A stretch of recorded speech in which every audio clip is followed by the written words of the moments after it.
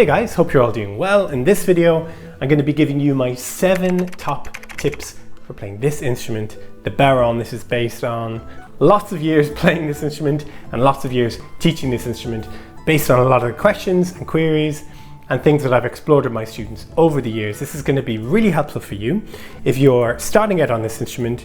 Equally, if you have a little bit of mileage, a little bit of experience with the Bodhrán, these 7 tips are going to be really helpful for you too. So let's jump in with the first tip, tip number 1, which is the chair, getting the right height of chair. Now, I am always banging on about this to my students, but it's really, really important. If we look at how the Bodhrán fits to our body, it's resting on the femur bone, the bone between the knee and the hip socket.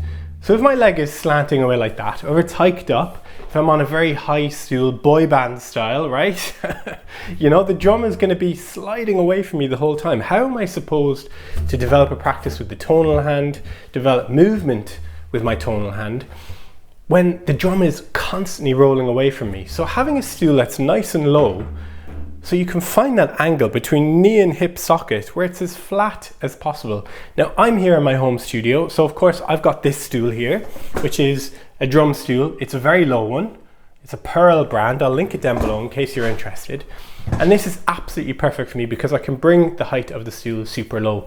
Now, when you're out and about, you're at sessions, you're doing gigs or whatever, you know, you can't sort of necessarily have a rider, you know, saying, I need this particular type of stool or this particular type of seat. But we can sort of try and advocate and sort of find a stool that brings us nice and low, or at least into a position so that femur bone is as flat as possible, so that we can be comfortable. The drum can sit and rest comfortably on that leg. Now, of course, the drum is still going to fall, right? It's not a flat table. Our leg, at least certainly my leg, is not flat, but it's as flat as possible so that when we draw the drum in alongside the body, the crux of the elbow and the rim of the drum, the left hand, the tonal hand inside the drum supporting, we can create that really nice, strong, sturdy position for supporting the Bodhrán when we're going to play. Now, of course, when we're out and about playing at sessions, doing gigs and so on, we can't always advocate for exactly what kind of chair is going to be there. Whilst we can sort of maybe have a look around, see if we can find a lower down stool or a chair, that's great. But there are a couple of sort of hacks if there are just high stools or very high chairs, or if you're slightly more petite, you can get some books or get a wedge or a yoga block, put that under your leg, the supporting leg, and that's a really great way to get that height. A really helpful sort of little hack in the case that there are just high chairs available. My second top tip today is posture or use, how we physically use our body when we're playing the Bodhrán. Again, you might say, wait a minute, this isn't yoga, this isn't golf or some kind of, you know, extreme marathon running or something like that. But if we think about ourselves, our body as an instrument, how it relates to the Bodhrán or any percussion instrument or any instrument that we play, we're setting ourselves up for success. Doing a few little physical warm-ups, making sure we're sitting up nice and tall, our shoulders are relaxed, our head is shooting right up through the ceiling, our feet are square on the floor, we're nice and relaxed, supple through our body. This is going to make the whole experience of learning and practicing, specifically the Bodhrán, this is a physical practice. It's not that physical, but it's relatively physical. So getting that posture really nice and relaxed and upright is going to help when you start to develop your practice on this drum. Third top tip today is understanding the materials that your drum is made of, specifically the skin of the drum. This one, kind of an interesting Dalmatian skin. I got this drum from Shawnee McGrath last year. Very, very lovely drum. And it's, I would say, a medium skin. If we think of skins as being thin, medium, thick, and then going into sort of double skins and even sometimes triple skins, although double skins and triple skins, we don't see or hear them too often, but that's very, very, very thick, almost like solid wood or something that when we're playing those. But if we think about thin, medium, thick skins, a lot of the taped Bodhráns tend to be very thin lambeck skins. I like kind of more of an untaped, medium thick skin, which is a little bit more traditional. It's not super thick like the old school drums. And then you have the thick, which are very solid, almost like leather, that need at least a couple of years to be broken in, sometimes adding dubbing or oils into the skin sort of over the first couple of years to really sort of loosen it up. But this for me is the perfect kind of skin. The medium thickness skins do take a little bit of time to sort of get broken in, I suppose. So over 6 months to a year of pretty regular playing, you'll find that the skin becomes a lot more tempered or stable. It doesn't kind of go up and down very drastically when it's hot or cold or whatever. You'll also find, of course, that the sound improves. That's what it's all about when we're playing, getting that warm, earthy, traditional sort of Bodhrán sound. At least certainly that's the sound that I'm going for when I'm playing. So understanding what skin you have and what you can do to get the best sound out of it. All right, so if we're looking at a medium skin like this one is a tunable, so very good that I can just sort of bring it up and down as I need to. Sometimes for recording sessions as well, the key in which the track is being recorded is very important, so I can tune to sort of find a note that suits the key of the music that I'm playing along to when it's damp, when there's a lot of moisture, or indeed when it's very dry, like in the midsummer here in London where I'm based. So really helpful to have that. But the other little tool that you can use is this guy, little spray gun. It's not like a kind of a sprayer for cleaning. It's like a little mist spray. Let me see if I can kind of do this without catching my camera. Whoa. So you see it just kind of sprays a little mist. And what I do is sometimes for these medium skin drums that are kind of, you know, can take a little bit of moisture without sort of stretching out, just give it a little spray. I did 3 there, didn't I? But just a little spray on the front of the skin, because I'm going to be playing the drum. If I spray on the back and then start rubbing it, it's going to rub away on the epidermis of the skin. And it's worth remembering that goat skins are like layers, like an onion. So you can peel them and peel them and peel them back. And that's where the thin skins come from. They're just peeled and sort of treated, sometimes with chemicals, sometimes with sort of natural tanning. I believe tallow and oak chips, sometimes, you know, different techniques used, manure and so on, to sort of strip back the layers. Whereas other skins like calf skins and I believe deer skins are just kind of thick hide. You know, you can't sort of shave them back too much, really. They're not in layers. So that's what's interesting about the goat skin and what makes it so effective as a drum skin, indeed for the Bodhrán. Of course, it's what's traditionally used for Bodhrán too, so we tend to like that. So that's my top tip for understanding the skin, and that's going to, of course, help you get a much better sound from your drum. Now, my next tip is a really important one. It's about the angle with which we strike the Bodhrán. Again, I talk a lot about this in my courses and when I teach in person as well. One of the questions I get asked a lot is, why do I keep getting that scratchy sound when I'm playing my Bodhrán? And that comes down to the angle with which we strike the drum. So if you see here, I'm right in alongside the drum. Whoa, horrible, scratchy, scratchy, scratchy. So that's kind of right in close. And then what if I come right all the way out? That's about a 90-degree angle. Again, mega scratch. Now what if I find that sweet spot, like a 45-degree angle?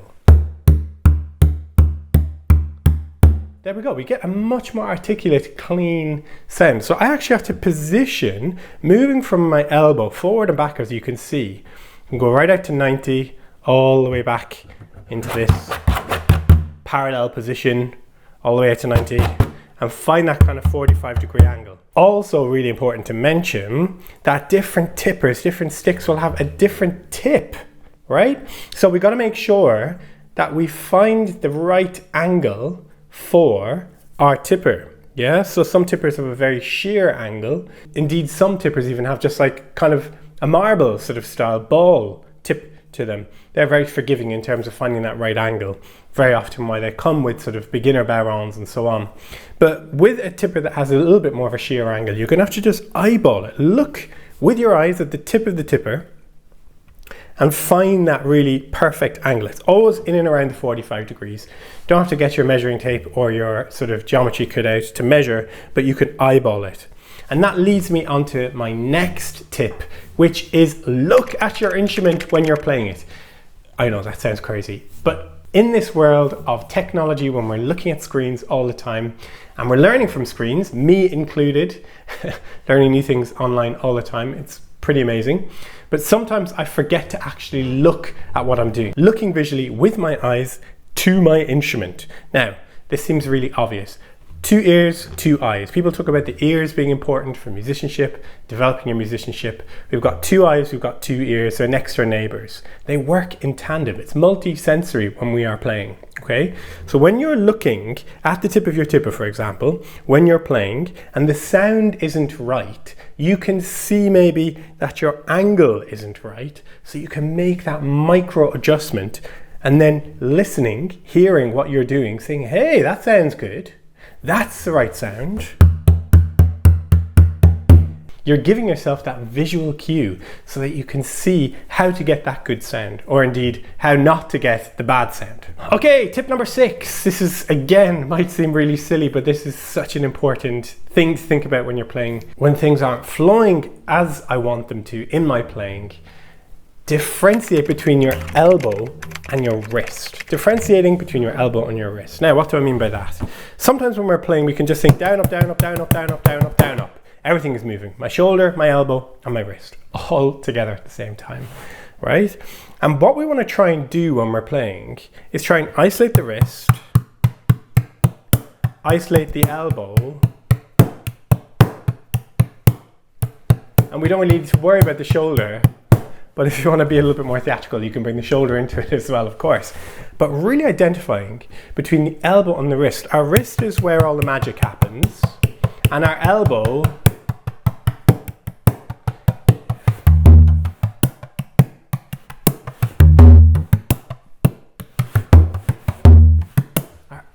is where the sort of inflection and the accents happen, and also where we start to feel the groove of the pattern that we're playing. So again, we can just look at our elbow, look at our wrist when we're playing. In fact, when I'm leading workshops, I'll often go, look at your elbow, look at your wrist. Then of course everyone panics and goes, what am I doing wrong? And it's not really a kind of, you're doing it wrong, or your elbow's moving when it should just be your wrist. It's just bringing awareness to that movement, just bringing the awareness visually, looking at the elbow, looking at the wrist. Try it in your practice, write it on your practice notepad, and let me know in the comments, is your elbow going when you're just working on your wrist? Yeah, and just bringing that attention is what it's all about. Now my final tip number 7, is active listening. We listen to music, we listen to podcasts, we're listening to the sounds in the world around us all the time, every day. Particularly I think of, with audiobooks and podcasts myself now, and music, I just have them on my headphones when I'm doing other things. This is passive listening. It's okay, it's fine, it's not bad. But when we are practicing our bodhrán, when we're practicing any musical instrument, we want to practice active listening. So when we're playing, say, reels or jigs or hornpipes or whatever it might be, we're listening to the music almost like a detective when we are playing. Listening to the layers, listening to the feel of the music, and almost trying to pick out what is happening within the rhythm, within the harmony, within the texture, so what we play on the bodhrán actually enhances the music, not just adding to the sound, not just doing something that kind of fits to the music, but something that enhances the music, that actually makes sense musically and creatively.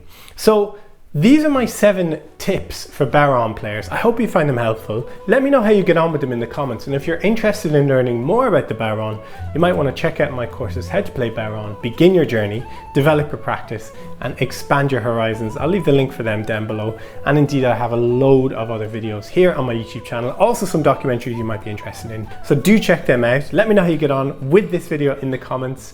Enjoy your practice, guys, and see you in the next video. Bye bye.